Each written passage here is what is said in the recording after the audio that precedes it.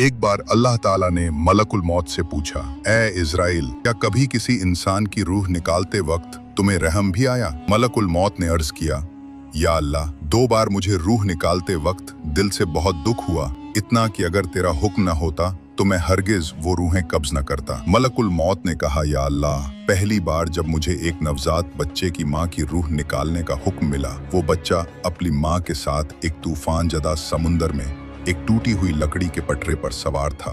उस वक्त उस मासूम बच्चे का इस पूरी कायनात में सिर्फ एक ही सहारा था, उसकी माँ।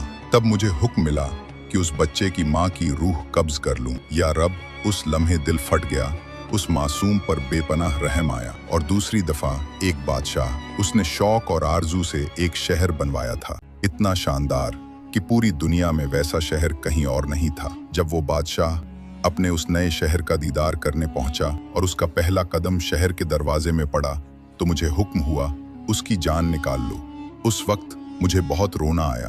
मेरे दिल में ये ख्याल आया कि इस बादशाह ने कितनी तमन्नाएं और हसरतें इस दिल में पाली होंगी, कितना कुछ सोचकर ये शहर बनवाया होगा, और अब वो सब अधूरा ही रह जाएगा। अल्लाह ताला ने मुस्कुराते हुए फरमाया, इज़राइल, तुम्हें ये जानकर ताज्जुब होगा कि जिन 2 लोगों पर तुझे रहम आया वो एक ही इंसान था। वो बच्चा और वही बादशाह, दोनों एक ही शख्स थे।